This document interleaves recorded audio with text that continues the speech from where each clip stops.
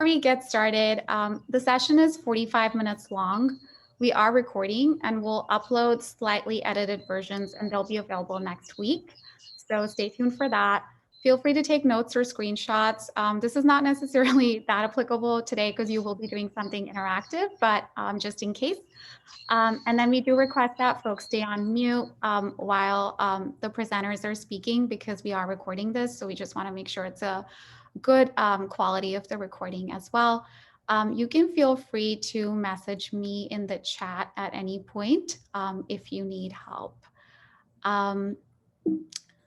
Okay, so I'm Sonali. I see a lot of new faces here. I'm the founder of Petminded. My past experience has in the world of science. I was a biomedical engineer and public health researcher and decided to work with pets because of my dog Ella, who has basically come into our life about 2.5 years ago and unfortunately came to us with some PTSD from a bad situation. So just by caring for her, I learned a lot of new things. I've always had pets, but Ella has been a teacher of sorts. And I've had to really go into a journey in making sure that she has a good life with us. The goal of Petminded is that we want people to understand their dogs better by making science available. Scientific information is out there. There's a lot of articles and so forth, but we want to take it to the next level. We want it to be not just accessible, but also actionable for you. So every single speaker at Dog Science Week has a mindset of science that they apply to their work. And that's why we selected them to come here and talk to all of you. We also offer other meetups, events, and programs. And if you have a great time here, I hope you will join us. I can share some info on our upcoming programs towards the end of the talk today. Okay, so before we kick things off, I just want to run through some quick community guidelines. Just very basic, be the person your dog thinks you are. This is a large group, so let's just be respectful and considerate of everyone who's here. And it is a learning community, so no self-promotion, even if it's dog related, and everyone is essentially at a different part of their journey. I see some scientists here on the line that I have spoken to in the past few months. I also see other dog parents that I know from Instagram. So we are all in different phases of that process. So I would just ask that we all keep an open mind. And zero tolerance on hate speech. I have usually not had to say this in the past, but the past few weeks have sort of made the world a different place. So, I just want to make sure I protect the folks who attend our gatherings and all of you feel that your time is well spent here. So that's pretty much it in terms of guidelines. We do want to take one moment to put everyone into a small group, just because we want to get a sense for why folks are joining today. So if you could, in a moment, you'll see a window pop up on your screen. And if you'll go into a small separate room, and I just want you to tell the other people in that room your name, your dog's name and age, and just one reason why you're joining today. And then we'll call you back right in. So it's not going to be super long. Cool. So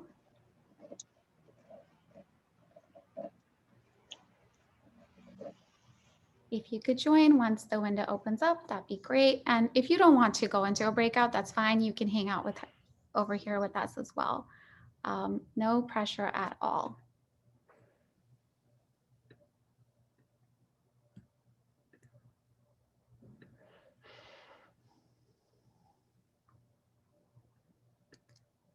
Does it take a while?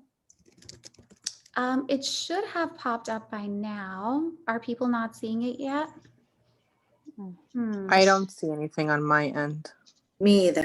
Thank you. I appreciate that. Clearly, we're having a lot of tech difficulties on day one. um,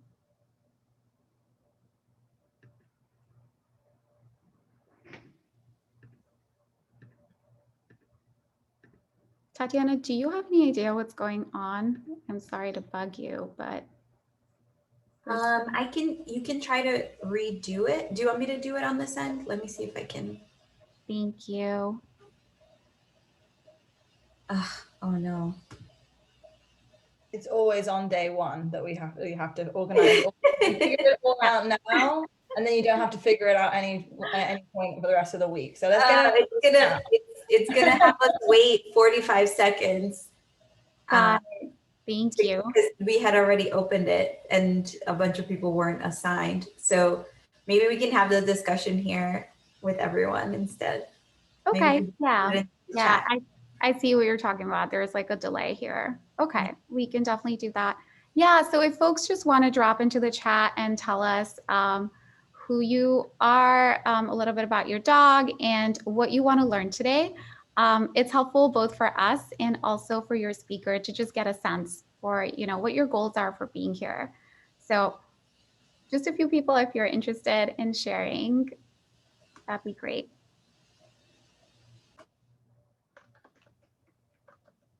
Yeah, I'm gonna just to jump in to help you guys out with some details. If anyone is interested in what details to give, that'll be super helpful for me. Dog breed is always really helpful. So if you want to let me know the breeds of your dogs, we're going to talk about meeting our dog's needs today. So if you want to give me breeds and ages, that's super helpful information for me. And then yeah, like Sonali said, any behavior things that you want to find out from today. But yeah, those are really helpful pieces of information if you're like, where do I even start? There you go, start there. And if your dogs are with you, we'd love to see them in the camera. We'll spotlight some. They're very crazy. So I'm going to read off some of these to you, Karishma. I know we still haven't introduced Karishma fully. Oh, so cute. Can you tell us who they are? They are so cute. They look almost like the mixes. Are you talking about my dog? Yeah. Sydney. Sydney? So cute. There are 1 and 2. Oh, gorgeous. So Mia is 1. She's a Jack Russell. I mean, she's 2. She's a Jack Russell. And Nico is 1, turned 1 in August, and he is a Shiba. So cute. Oh, what a pair. They're little foxy. Nico, look. Oh, hello. Oh. Oh, this is Jasmine. She's a 12-year-old Chihuahua Yorkie mix. Oh. So, and sometimes she acts like the cat. I can't find this anymore. With the Hi, I am Mary and this is Lola. Lola is a 5-year-old American Pit Bull Terrier. And she is super sweet. I've done some of the Canine Academy workshops too. So I guess what really drew me to this this week is I've just noticed maybe with everything going on in the last few months, like we spent so much time together now because I'm always at home, and she's just a little clingy and has become slightly like a little defensive if like she senses something is wrong, like more so than, she'll start barking and kind of running around, which that was never a thing with her. So just trying to maybe, see if there's something she should be doing to calm her or reassure her that things are okay and whatnot. So that's a little bit about us. And we're in Brooklyn, New York. Thank you. Welcome. Hi, everyone. This is Lucky. Who's speaking? Kezia. I'll try to find you. Can you hear me? I can hear you. Keep going. This is Lucky. This is Lucky. He's 13.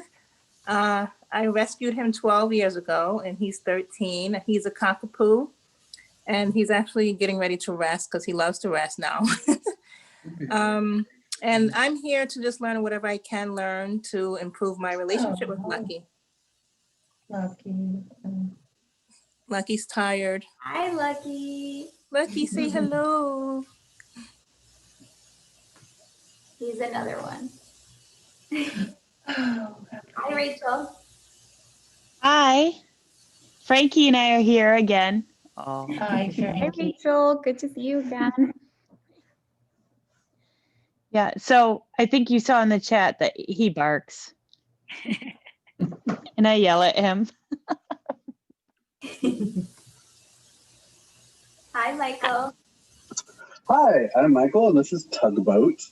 And he's best we can guess, he's a terrier poodle mix. And he's about 2 years old. We've had him for a year and a half. He came to us from the San Gabriel Humane Society, and he's a very fearful pup, and we've been working with him quite a bit. But he's got a lot of issues that we just need more information and just more stuff we can kind of help him be a better dog. He's already a good boy. He's a very good boy. I don't know, there's supposed to be a way to raise your hand. Thank you.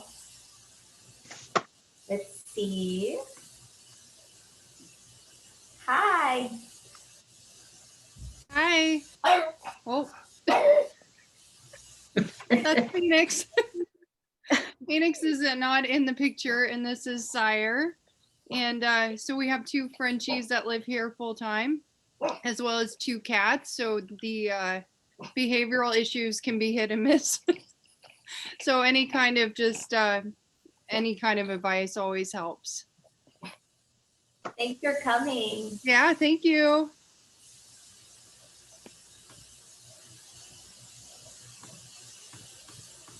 Anyone else you see, Sonali? Oh, here, Frank and Brenda. These will be joining us. This is Cody and Rocky. They'll be joining us on the 28th of January when they turn 8 weeks old. They're Labrador Retrievers. We are so excited. We've had 3 Labrador Retrievers in the past 37 years, and we lost our last one in August. So these will be our new children. And we're learning everything we can learn, and we're looking for help. So thank you. Good to start them young. Let's see, there's people raising their hands. Hi, Margaret. Hi, I have my mask on because we're out on a walk, so if it's hard to hear me, sorry. But this is Cookie. She's a foster from the New York City shelter, and I've had her for like 2.5 weeks. I don't know if you guys saw, if you had your video on, she's a little dog reactive on walks, especially to smaller dogs. And I know that that's helping her, or that's hurting her from getting adopted. So other than that, she's such a friendly little girl. She's about 3 years old, probably a pit mix, but the city shelter calls them all Boroughbreds, which I love.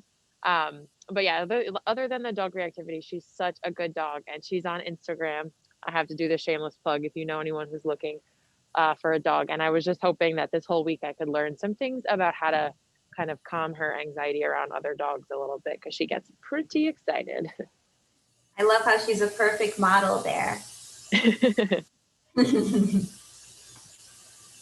I'm gonna stop sharing my video again so we could finish our walk. Hi, Alexis. Hi, I'm Alexis. This is Andy, and this is Gus. He's a 9-month-old mini Australian Shepherd, and he's wonderful. He loves puppies and loves other dogs. He's a little anxious when he meets other humans, so we're just here to learn and get as much information as we can. Thanks for being here. Thank you. So cute. Hi, Debbie. Hi, this is Dora, and she's 7. She's a Terrier mix, and we got her when she was 3 years old from a shelter. And she is afraid of everyone and everything, doesn't like anyone or anything. Bite people, barks all the time. She's super anxious and is afraid of, like, you know, we've had a couple of trainers, and they've been very alpha, and she's terrified. And then when they leave, she's back to her old tricks. So I would really love some ways to help her out. She looks so much like Ella, Sonali. She does. She looks a lot like my dog. Ella is also very similar in temperament, as Karishma knows. Let's see, just do a couple more, Sonali. Are you ready to? I think, Krishma, are you ready to take over? Ready to go. I'm excited to chat now. I've got my teeth sunk in. I'm seeing all these dogs and people. I'm like, let's go. Let's chat about behavior. I'm excited. Amazing. So I'm just going to do a very quick intro to Krishma. You guys can already probably tell she's awesome. We met during the pandemic when she was offering online training classes to dogs, and she has done multiple events for Petminded, and people have always given us excellent feedback.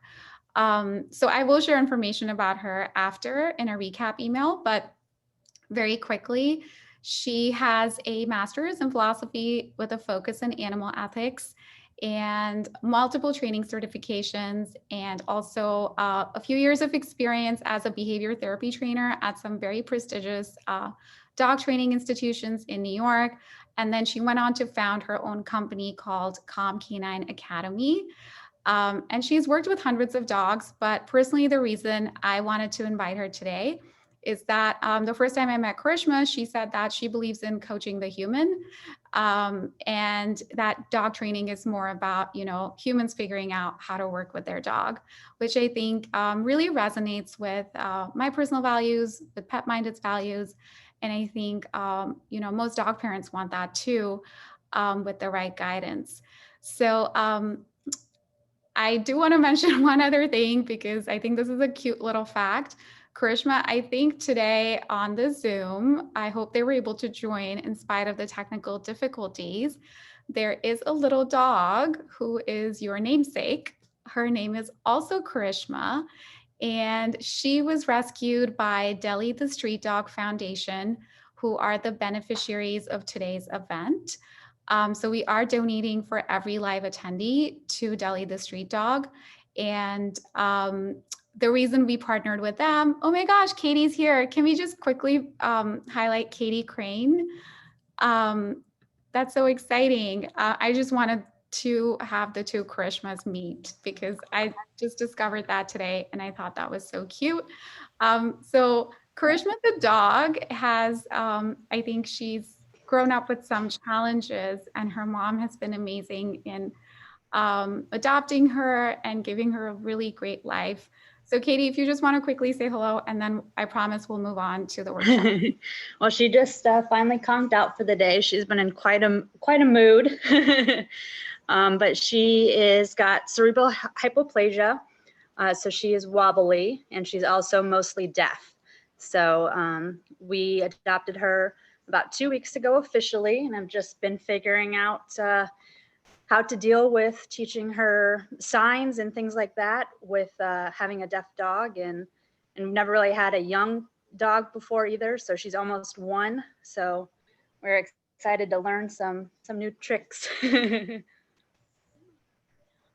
Awesome. Thank you so much for joining, and thank you for adopting her. She's adorable, and I hope to see her again at other events. Karishma, I'll hand off to you finally. Thank you for putting up with all the shenanigans. No, Sonali, it's amazing to see everybody, and thank you for the wonderful introduction. Karishma is gorgeous, as we would expect. And I've worked with dogs, slightly wobbly pups before, and I've also worked with deaf and blind dogs before, and everything that we're going to be talking about today is totally applicable to all sorts of different dogs in different sort of physical states and ages.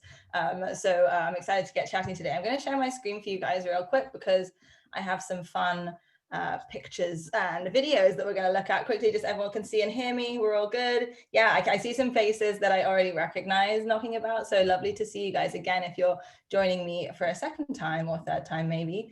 Some of the stuff we talk about today you might already have heard me chat about before, but hopefully we'll take something new from this, and we're going to talk a little bit about science-based dog training and what that looks like, and kind of compare that to some old-fashioned methods that we maybe are trying to move away from as a profession. And then we're going to do a training exercise together where we all teach our dogs something new that's applicable to every single dog, no matter what their behavior problem is. So I wanted it to be something really functional that you guys could take away and say, wow, this works. By no means in sort of half an hour are we going to be able to resolve every single behavior problem, but hopefully, even if we just make a tiny bit of behavior change, you guys can see how we can just put one foot in front of the other in this kind of training.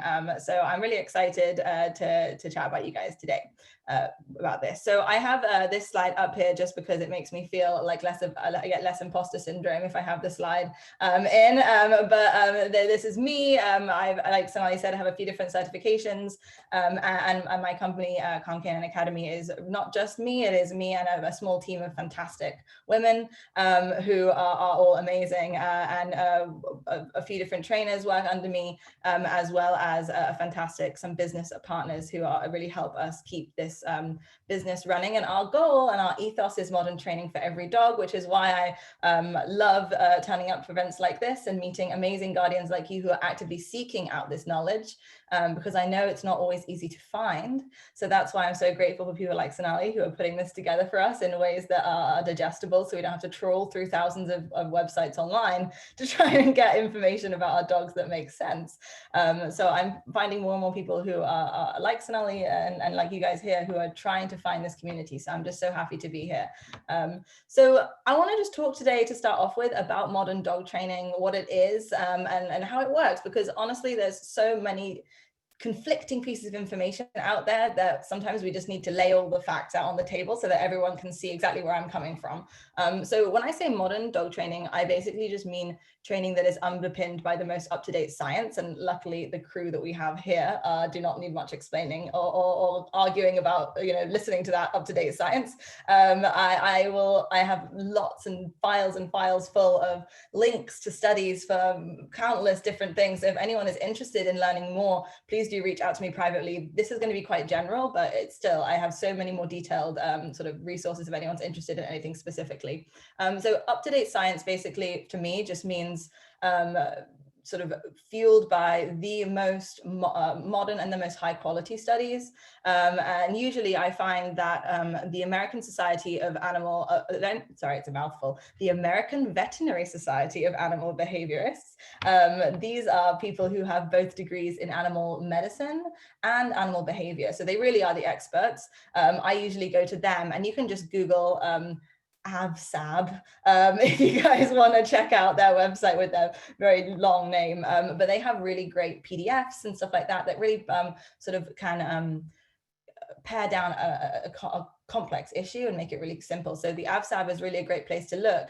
And my practice as a dog trainer is very intersectional, pulling from the fields of ethology, applied behavior analysis, psychology, as well as just human coaching, because there's a huge amount of human behavior change that needs to take place for there to be behavior change in our dogs. So there are lots of different scientific fields and practices that we pull from, and we come together to be sort of doggy therapists. So that's our job.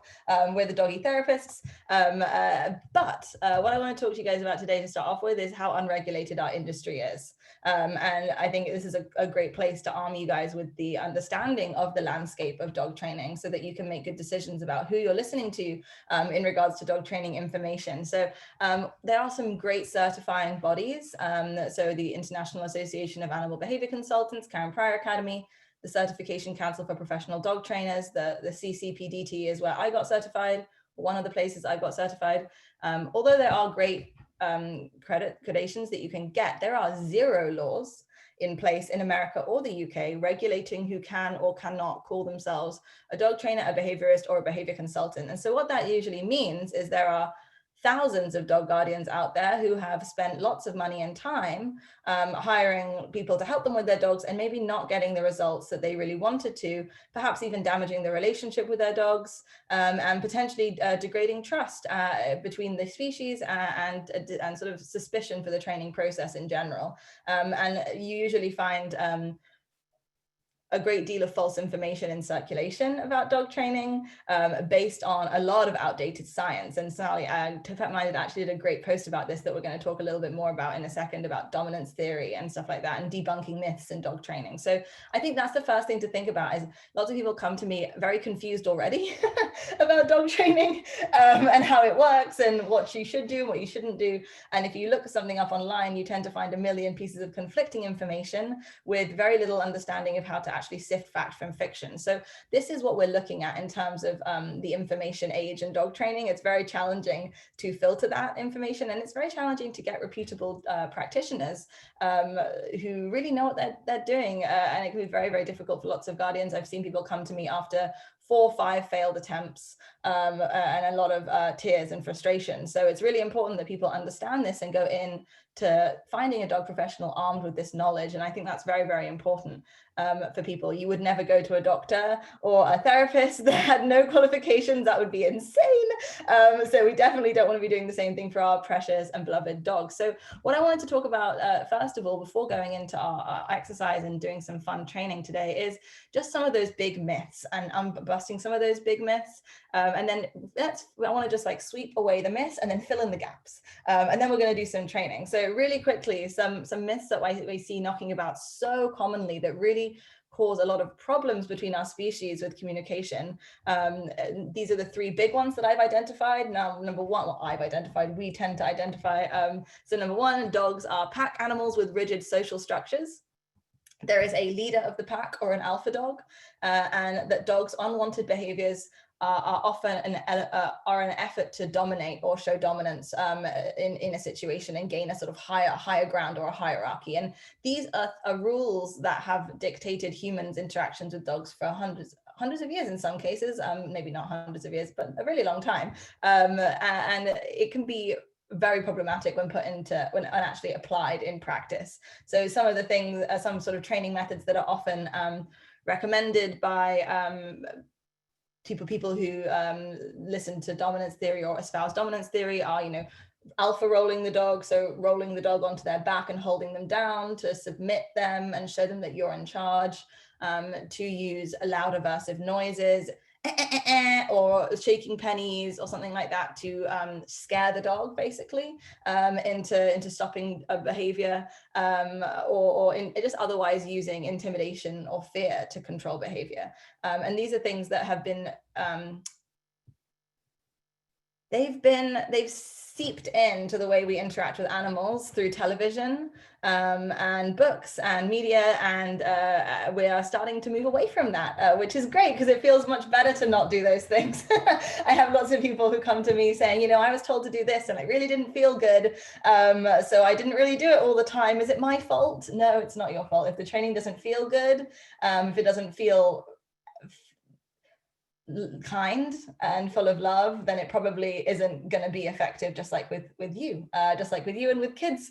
We want to be making sure that we are being empathetic and kind and based on fact. So let's talk about what actually is going on with our dog's behavior, and how to fill in the gaps when we kind of debunk those myths. So rather than being sort of a strict hierarchical pack, more recent scientific research shows us that the true nature of wild packs of dogs is usually actually more of a familial pack. So it's composed of a mother and a father and offspring. I don't know if any of you guys have traveled to places where dogs tend to free roam a little bit more, but that's what it looks like. It looks like small groups, usually families or extended families, living in quite large areas, usually that could be called quote unquote territories.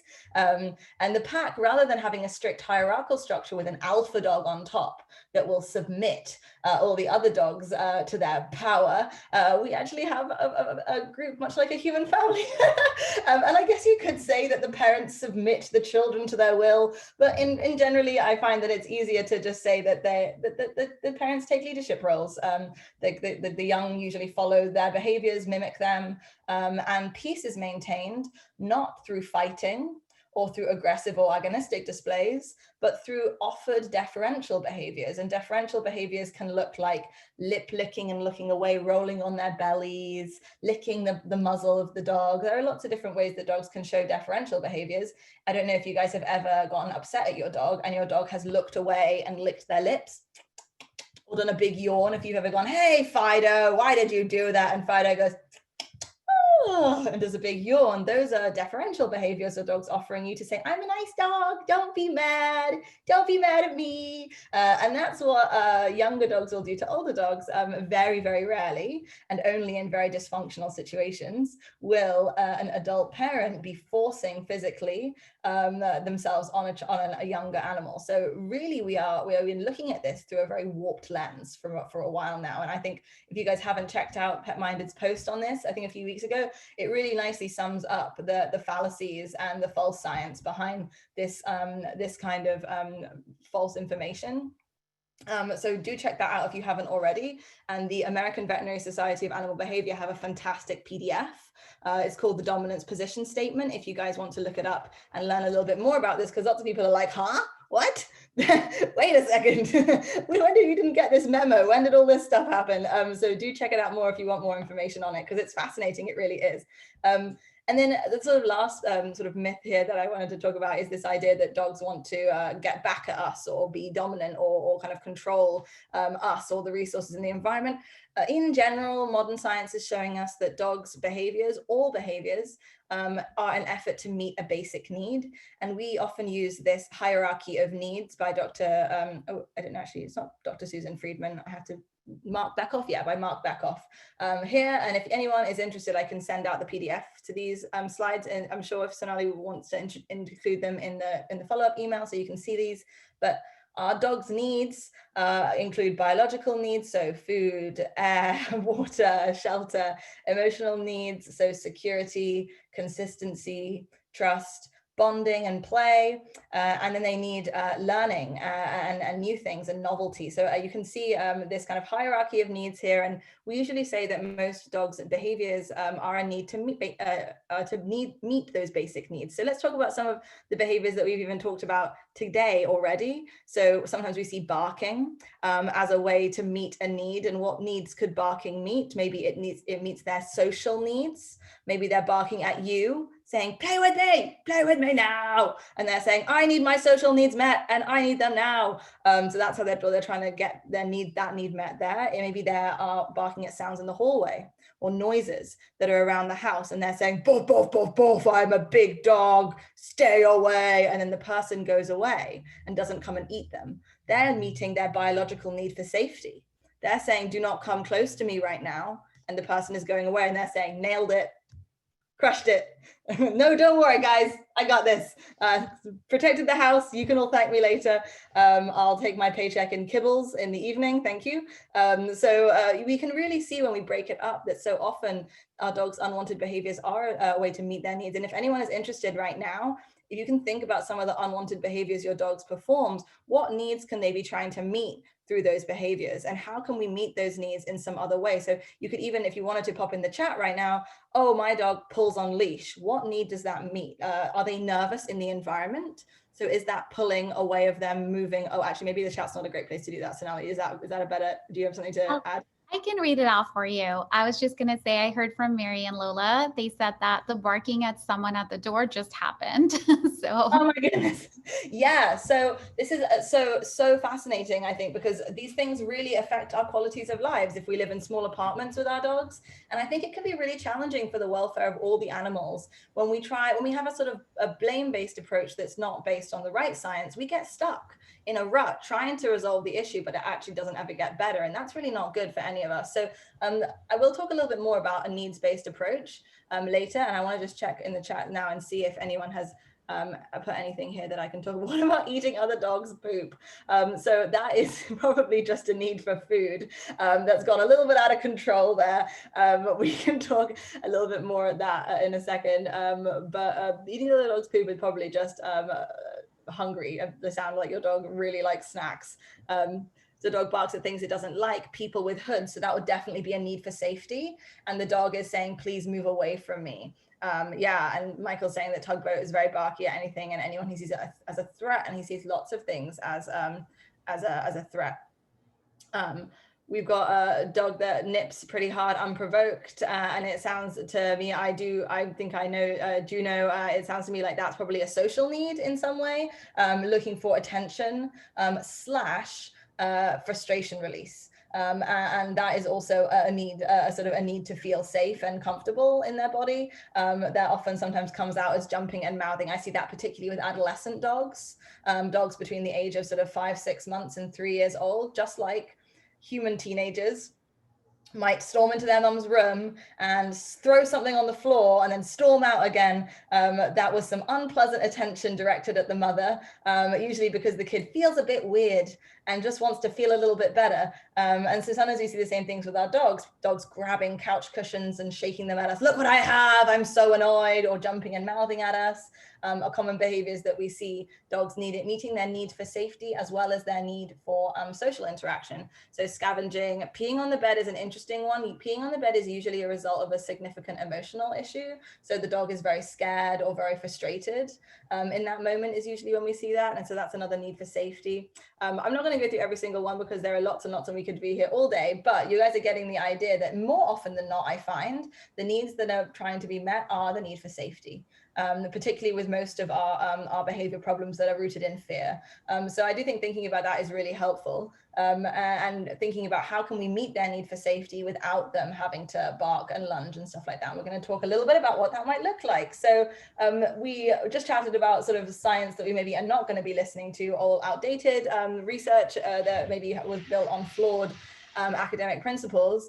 And we talked a little bit about a more needs-based approach, about sort of a more appropriate social structuring of dogs' relationships. And now I want to talk about what our modern training actually looks like. We're not pinning them down, we're not yelling at them. What are we doing? How are we changing behavior? And we usually say that there are 3 pillars to modern training: management, enrichment, and training. So we can see already that we're taking a much more integrative approach on behavior, and we're attacking it from a holistic sort of approach, which is another reason I love this event, because so much is linked to behavior: medical, gut health, nutrition, proper sleep. All of these things are absolutely fundamental to changing behavior. So unless we take an integrative approach, we're really not going to see much behavior change. And I tend to find that the less equipped trainers take a very reactionary, sort of specific approach. This is the problem. Whenever this thing happens, we're going to correct that behavior.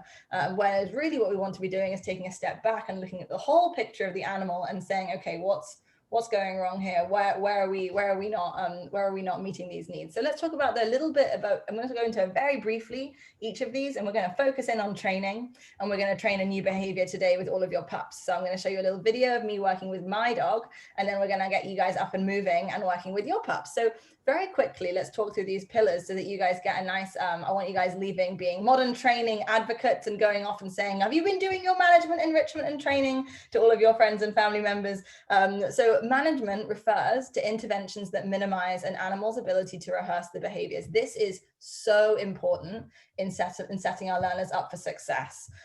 So let's talk really quickly about what that might look like. So there are a whole bunch of unwanted behaviors that we really don't love: barking at noises, out the window, barking at dogs on leash walks, chewing, mouthing, jumping, all of these things. Unless we put a management structure in place, our dogs are going to continue practicing these. And we're going to continue playing behavior whack-a-mole, where you run around behind them saying, stop that, drop this, don't do this. And then we become the nags, and it can really degrade the relationship. So we really want to be putting in place rigorous management to minimize their ability to practice these behaviors. So here are some examples of options that you can use. If your dog is barking at noises, can we put white noise machines by the front door? Just maybe during the time of day where people are coming up and down from the apartment.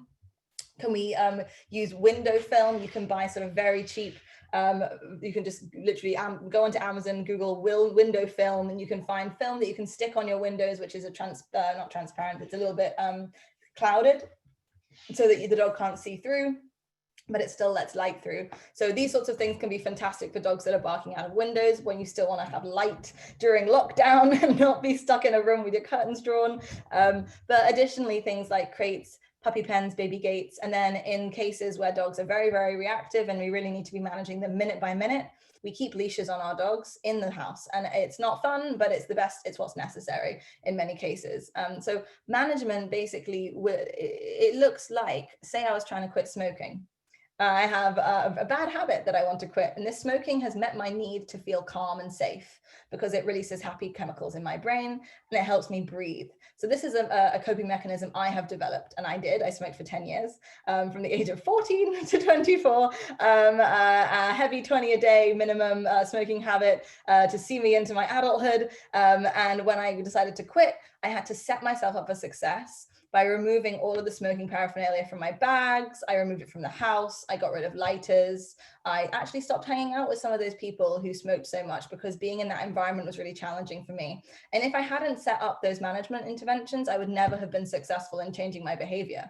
If I'd hung out in the bar every day until 2 a.m., I would have been smoking 20, 40 packs cigarettes a day. I never would have got here, right? So we really need to change our dogs' environments in many cases in order to set them up for success. So for dogs that are reactive on walks, that often means we don't walk them as much in the urban environment. Maybe we just do quick potty breaks and then come back inside very quickly. We can talk a little bit more specifically about this later, but people are often very surprised by how much management I recommend, but we need to manage behaviors. Otherwise the dogs will continuously practice them. And this is a really big thing that's missing from sort of more old-fashioned dog training, where the dog was set up to fail and then punished. So in this case, we're setting the dog up to succeed and then reinforcing. So management is a really big part of this. The second part is enrichment, the second pillar. And enrichment means meeting our dogs' needs, and our dogs have lots of needs, canine specific needs. And I know that lots of you guys are probably really into enrichment already, so I'm not going to go too much into this. You guys are probably pros, but the natural canine behaviors that we're trying to facilitate and really feed are their needs to dig and shred and bite and climb and explore. And if you have a dog, a high-strung dog, or I say special needs dog, who is maybe a little bit more sensitive and needs a little bit more help, if you're limiting walks or limiting their exposure to the urban environment, or if they're scared of people and they'll have limited access to public spaces, giving them indoor enrichment can be a game changer and the best way to meet their needs. It can also be a great way to minimize like attention seeking and destructive behavior in the house. So I'm not going to go too much into it today. However, if you guys want to DM us, or we could put it in the follow-up, we have a free indoor enrichment PDF that we can send out to you guys. And it just fills you in on some of the products that we think are really fantastic in terms of meeting our dogs' needs inside, as well as some free ideas, like some DIY options and links to videos. So we can add that in for anyone who wants to deep dive a little bit more. Just very quickly, so we got some cute dogs today. Here is a video of Rocky. Rocky is a rescue pup in Manhattan, and he's working on his enrichment box, meeting his needs to forage and shred. So his mum has stuffed a bunch of snacks in this cardboard box and put some toys in there, and Rocky is going to town. And Rocky is a puppy, so you can see he also does have a dragged leash on him in the apartment because management is very important. And without that dragged leash, Rocky would be jumping all over the furniture and barking and chewing on stuff. So we're seeing management and enrichment taking place in this video here. I'm going to show you guys just a few more because I can't not show cute dog videos when we're doing a talk about dogs. So this is Hayes. He's a social tease rescue in Brooklyn, and he's meeting his need to chomp. I don't know if any of you guys have very chompy dogs, but this is a big 12-inch dehydrated bull's penis. Blech. So gross, but he loves it. They're called bully sticks if anyone hasn't got them. And in the indoor enrichment PDF has a bunch of recommendations for this. But if you have a chompy dog or adolescent or a young puppy, we need to give them chews. And then there's one more here, which is just a husky who I'm doing private sessions with, called Luna, and she was rescued as well. She lives in Brooklyn, and she's going on a decompression walk, which meets her need to sniff and explore and track and climb on leaves and rocks and twigs and roll in poop and eat deer poop because she's a wolf. she needs to do this. So her parents are making sure that they're meeting her needs in the urban environment, taking her out on a long leash for safety. So we've got that management in place again, a long line to make sure she's not hunting and killing wildlife and running away. But we're meeting all of her needs as a primitive husky in the city. So the enrichment basically just means how are we meeting our dog's needs. And this is why I was asking about breeds, because your dog's breed impacts their need. Oh, that rhymes. So we should put that on like a little Instagram tile, because it does. If you have a hunting dog, like a poodle or a spaniel, they're probably going to be or a Labrador, they're probably going to be pretty obsessed with interacting with you. They're going to want to play. They're going to want to put things in their mouths. So we're going to have to give them tons, if they're puppies, tons and tons and tons of things to put in their mouths. Oops, sorry, I just unspotlit myself.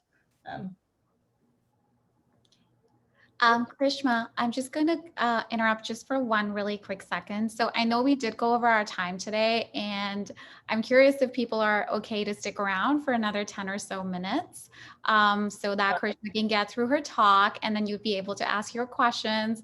And then we'll make sure that, you know, all of the technical difficulties are ironed out by tomorrow. Okay, we have an enthusiastic response. So thank you, everyone. Yeah, I think this is, you know, I didn't want to close this out before we could get to the end of the talk. So thank you. Appreciate it. Krishma, if you want to continue. Thank you, Sonali. Sorry about that, guys. I know we are going over a little bit today. I just can't stop talking about dogs, you know. I'm just a little bit obsessive like that. So let's get to the final part and let's do our actual training exercise for today. And then we can talk a little bit about the stuff that we chatted about. So what we're going to be doing today is doing a little bit of training. So once we've managed and enriched our dogs, we can train them. And in general, we want to train incompatible behaviors to unwanted behaviors. So if we're seeing lots of barking or hyperactive behavior, we'll do relaxation training. We can teach cooperative care procedures, drop it, leave it weights. These are all things that I train a lot in my school. And you can check out our IGTV library for tutorials on how we teach all of these things. They're just little lives that I do, but it can give you guys an idea about what it looks like to train these behaviors. We're not going to train any of these today. What we are going to do is teach something called a positive interrupter. So this is an exercise all about stopping unwanted behaviors, because this is often a big question for people when they're getting involved with science-based training is, okay, so I'm not meant to punish my dog. How do I stop them when they're doing things that we don't want? And I've heard lots of you guys talk today about barking, unwanted behaviors like potentially mouthing and stuff like that. And we can teach a positive interrupter to help dogs learn to stop what they're doing and give us their attention. So we can use it to redirect them to something more appropriate. Or say, for example, your dog has their nose in your bag and you're worried they're going to pull out that sandwich you left in there. We give our positive interrupter cue. The dog's going to look at us and say, hey, what's up? And then we can say, hello, friend. Why are you doing that? Why don't you come over here instead and try this thing? And we can give them something different to do. This is very, very helpful, particularly for like naughty behaviors, like mouthing and picking up things, but it can also be very helpful for reactivity in just getting a dog to stop for a second so that you can move them away from the thing that's stressing them out.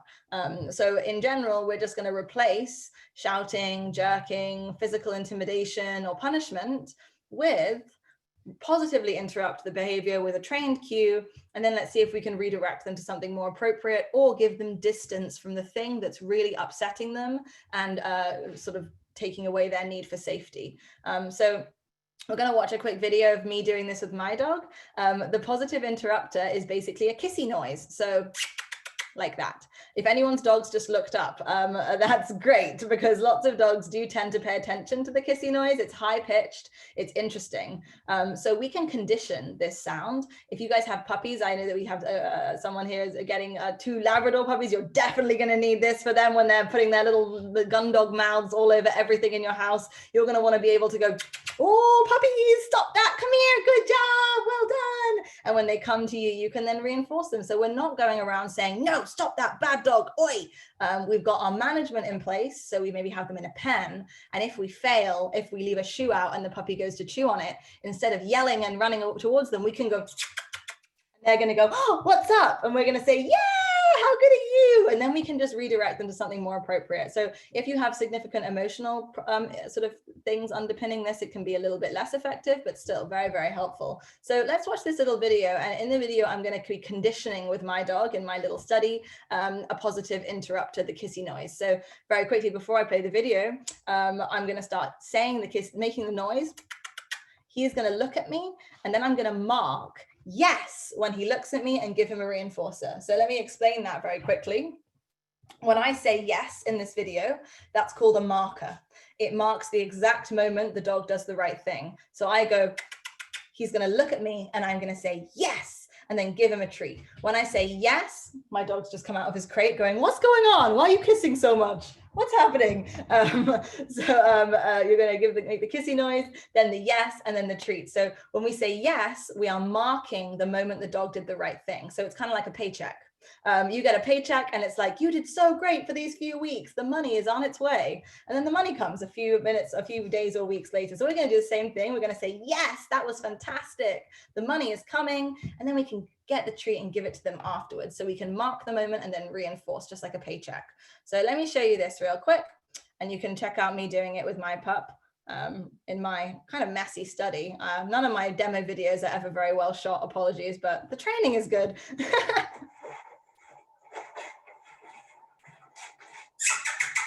Yes. And then I run behind him. Yes. And when he finishes eating his treat, that's when I use the positive interrupter cue. Yes. When he turns around, I say yes and drop another treat. And you'll notice his head starts to swish around. Bam! You see that? Like, woo! He's getting excited. He's like, oh, wow, kissy noise. Yeah. Very good. Very, very easy. So that was this exercise very, very simply. It's not super complicated. I can play it one more time for anyone if we want to check it out one more time. And then I would love if you guys could set your cameras up so that I could see your pups. You could grab some treats and we could give it a go. So I'm going to show you one more time just to make sure that everyone has an idea, and then we'll talk it through together. Yes. So it goes kissy noise, yes, treat. Yes. And then we run around behind our dogs to give us a little bit of distance, and that's going to help them find us in the environment. Yes. Good. Perfect. So I'm going to just stop my share for a second. And if you guys are ready, I would love to do a little training session with you guys right now. And we do a lot of coaching via digital training. So this is very effective if anyone wants to. All you're going to have to do is grab your pups, get some treats, maybe put those treats in your pocket so that you're not having to hold them in your hand.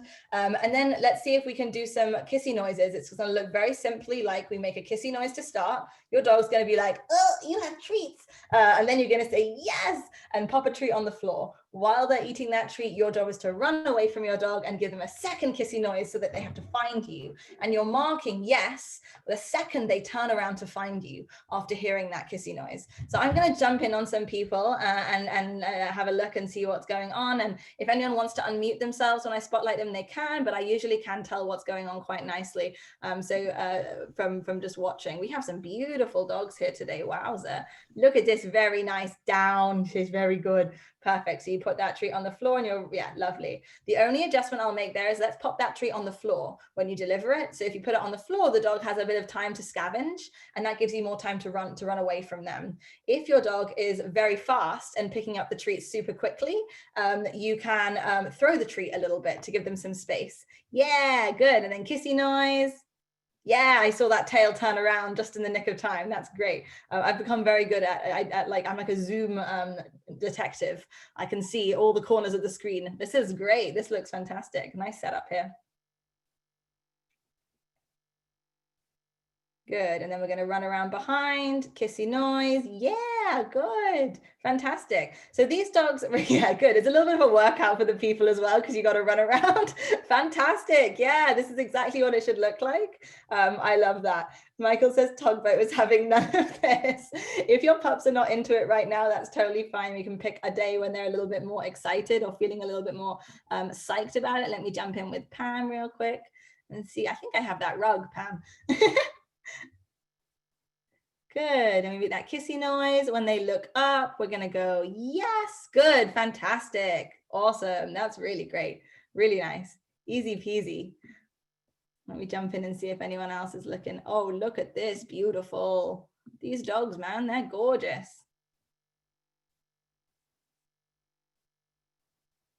Good. So I love the way that this pup just kind of immediately put their nose up from the floor to look at you. Now we just have dogs following us around, which is great. That's never a problem. And for some of this might be a little bit easy for some of your dogs at this point, which is good. We like it when it's easy. Let's see Big Hippo over here. Hi, Big Hippo. Yes, good. I saw that kissy noise. She comes over. Yes, and reinforce. Beautiful. She's looking great. You can yes her just for looking. That's totally fine. Really, really good. Yeah, good girl. And then run around behind her while she's eating that treat. And we'll try from the other side. Oh, she's too fast. She says, hello, I'm right here. And I like you. That's so funny. She's very, very cute. That's her. She's just too good. She's too fast. Too fast. She's doing great though. Some of these dogs are actually finding this a little bit easy, and actually yeah, some of these dogs are finding this a little bit easy. So if it's too easy for them, you can add some distractions into the environment. Usually distractions might look like maybe someone holds some treats and shows the dog, and then let's see if you can do the kissy noise to move them away from that person. So you could even add some distractions in to make it more challenging for the dog, so that when they're faced with the stinky poop and they're like, I'm going to eat this dog's poop, and you go, they've practiced moving away from something. So if you guys want to take this to the next level and your guys are like, my dog's just following me around, this is very easy. The next step is going to be to have someone hold some treats in their hand, show the dog, not give it to them, just show the dog, and then see if you can to call them away from that person and reinforce them. So you guys can practice this for 1 or 2 minutes a day to condition this positive reinforcer, this positive interrupter. And you can think about it like building a bank account for that behavior. So you can then withdraw from that bank account in the future when you need to get your dogs back in a moment. Say they're about to eat that poop, they're like, that's when you're going to be like, or they're about to pee, they're spinning and they're about to squat on your friend's new rug. You can use that to interrupt the behavior instead of having to go, hey, very angry human. And your dog knows what it means is, oh, I should look at them and give them attention. And then you can give them an instruction to something more appropriate. So that was the little training exercise that I wanted to do with you guys, get you all a little bit sweaty running around around your dogs in your living room, but everyone did fantastic. I'm not surprised that your dogs are very engaged with you. So I think it's time, I want to make sure we have time for questions and answers. Thank you for going over with me a little bit and hanging out. And I see lots of you guys have stayed and hung out, so I'm really appreciative. Thank you so much. Let's chat a little bit and do some questions. Sonali, do you want to give me some questions? Yeah, so I'll just pick out a few that I think are broadly applicable. I apologize again, we're kind of running over time, so I want to make sure that we pick the ones that many people can benefit from. So this is a really great question. What do you do if the dog is not treat motivated? What are your options? Really, really good question. So in general, when dogs are not food, every dog is food motivated. Dogs have to eat to live. So if your dog eats, then it will be motivated to eat. However, we tend to find that in certain situations and with certain triggers and stimulus, dogs can be sufficiently emotionally reactive that they then lose appetite, and that's because they're in a fight or flight state. So much like if you see a bar fight break out, you probably go a little cold, your appetite will go away, you're not really reaching for the bag of Cheetos there, you're just like, oh my god. That's kind of what happens to our dogs sometimes, and sometimes every time they leave to use the bathroom, that's what happens to our dogs in a city like New York especially. If you guys are experiencing something like that with your pups, there are options. We usually go for one, again, management, make sure they're not being exposed to their triggers too regularly. And for some dogs, that means limiting walks. I noticed there are some reactive dogs here, some dogs that are reactive to other dogs or people. And our goal there is going to be to minimize their exposure to that trigger while we train alternative behaviors. So for a deep dive on these sorts of topics, on more complex behavior concerns, I have a 4-part series on YouTube. It's about 4.5 hours of content. You can just go to Calm Canine Academy's YouTube, and it's called the Urban Dog Rescue series. It's in partnership with Muddy Paws Rescue.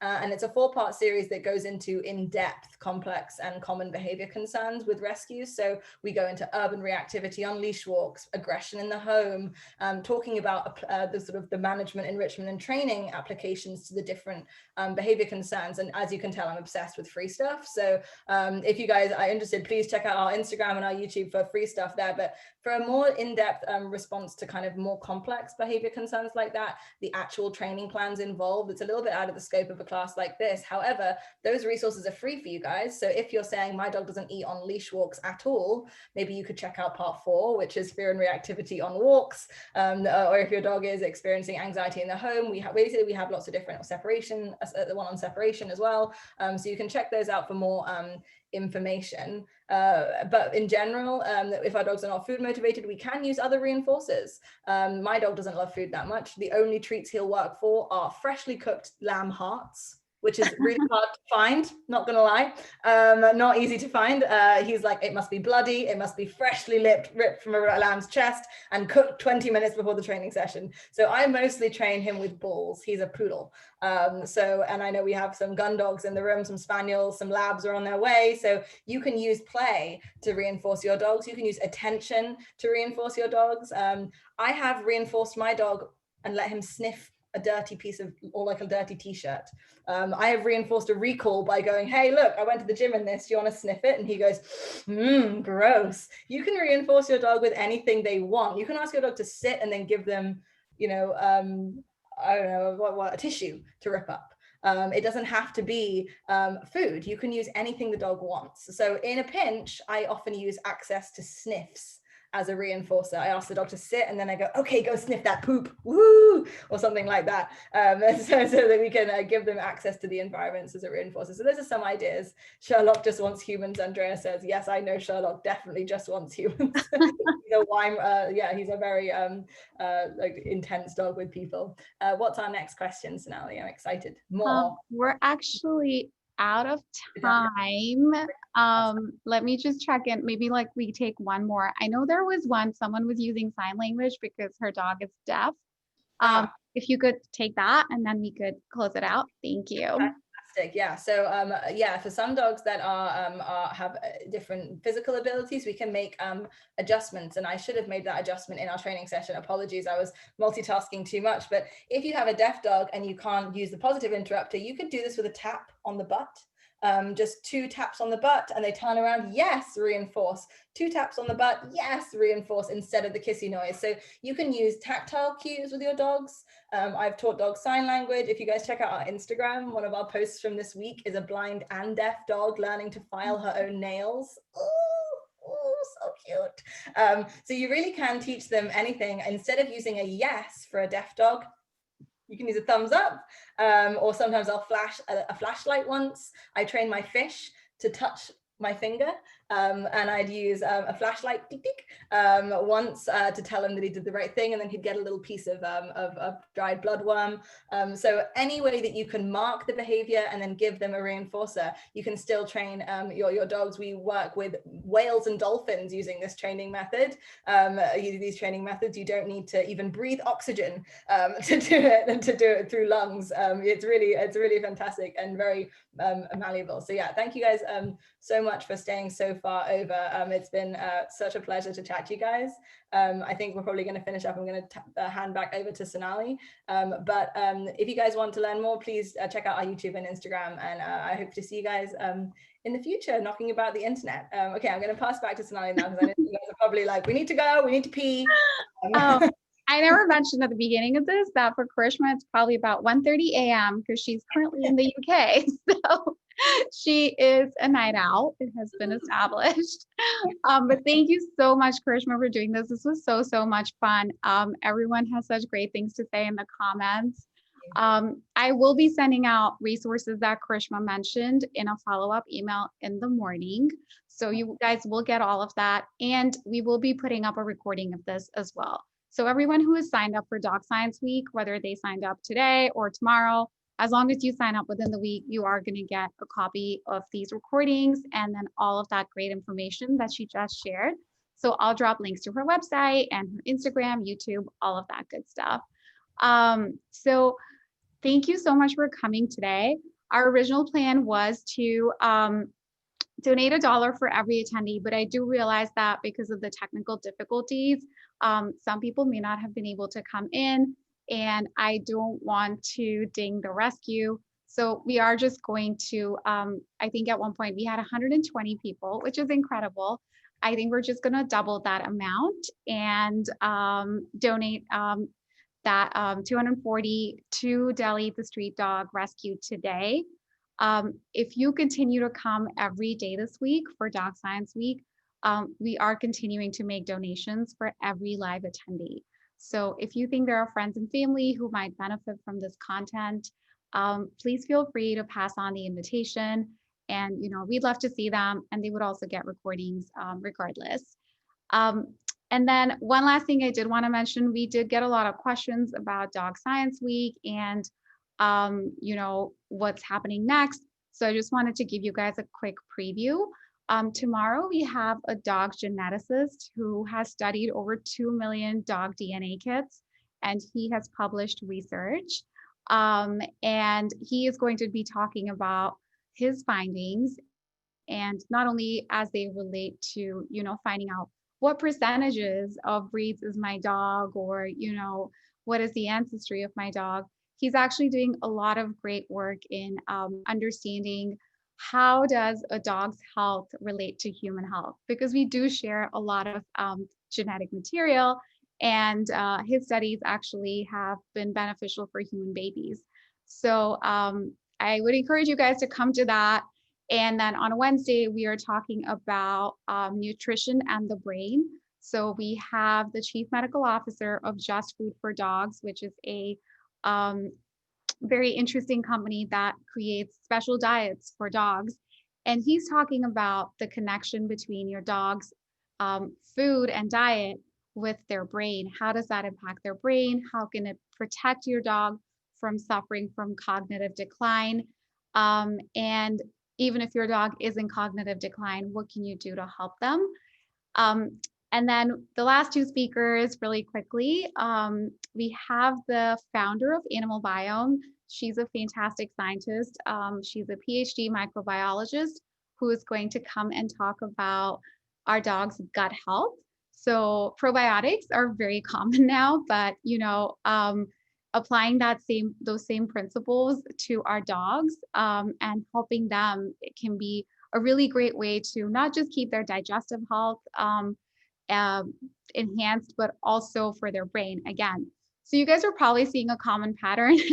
And the goal of this week is we are talking about dog science, but Petminded is very focused on aspects of dog science that maybe are a little bit hidden or are not talked about as much. So a lot of the conversation this week is around brain and behavior. And that's why the last talk this week is being led by our resident dog scientist. Her name is Lasuna. I don't know, Lasuna, if you are on the call, if you want to just wave, no worries if you're not. She has designed cognition games that can help people do enrichment activities with their dogs. So Karishma mentioned earlier in her talk that enrichment is a really important aspect of interacting with your dogs. So on Friday, that is what we will be talking about. And we will also be playing a short game. So, we kicked off the week very interactively, thanks to Karishma and Calm Canine Academy. And we'll also be ending the week on a similar note. We also have other programs coming up. I can stick around if anyone wants to chat or ask me questions. But next Monday, we are launching our main program. It's called What Your Dog Wants You to Know. And it's essentially various concepts in dog science that we are breaking down. It's being facilitated by Lasuna, our dog scientist. And then we're bringing in various experts to talk about different aspects of your dog's brain and behavior. So if you're interested, feel free to stick around. Otherwise, we would love to see you tomorrow and talk all about genetics.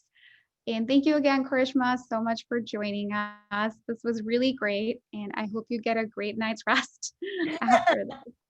Thank you so much for having me, guys. It's been wonderful to meet you all. And thank you, Sonali and Petminded, for hosting. It's a wonderful event and much needed. So thank you, guys. Thank you. if anyone has questions, feel free to, you can drop them in the chat or you can unmute yourself.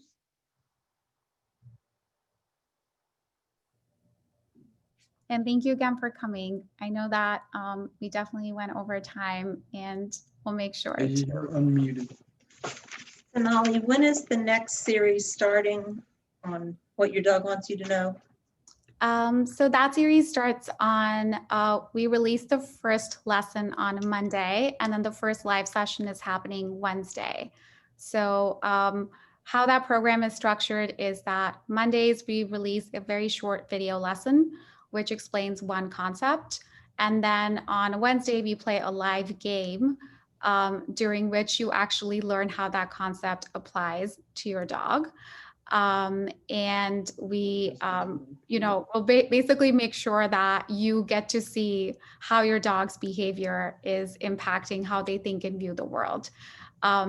It's a slightly different approach because dog cognition is a relatively new field. And our goal is really to raise awareness about the field, but also just, you know, some of the techniques you're applying in training, we want to just give people a better basis for that so that they're thinking more holistically about their dog's behavior. So if we've signed up for this, will you automatically send us the link for that? Yes, yes. Okay. Actually, I can send you one of the things we are doing because all of our partners are giving giveaways. And so our Petminded is offering discounts on the program to anyone who attends Dog Science Week. So I would be happy to share a discount with you as well. So you can participate in the program if you're interested. Okay, great. So you'll send the link. Thank you. This was wonderful tonight. Thank you. Thank you. I just dropped the link in the chat as well, in case you want to take a look. Anyone else have questions about the rest of the week or anything else? HTTPS.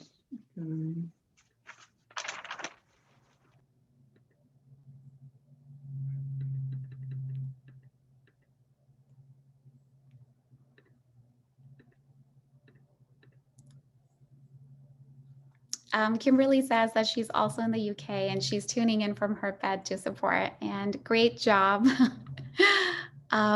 Amazing. So if we don't have any further questions, I think we can go ahead and close things out. We'll send out everything in the morning. And you'll have, I think, Karishma, there's another question coming in for you. But I'll direct Jay to your Instagram if that's okay, because I don't want to keep everyone else on. Yes, that totally works. Amazing. Okay, great. So Jay, if you want to contact Karishma at Calm Canine Academy, that would be awesome. I just dropped her Instagram in here. Great. Well, thanks so much again, everyone, for coming in today, and hope to see you the rest of the week. If anything comes up, please let us know. We're here, Instagram, email, and hopefully we'll have a tech issue-free evening tomorrow. Thanks. Bye. So much. Bye, guys.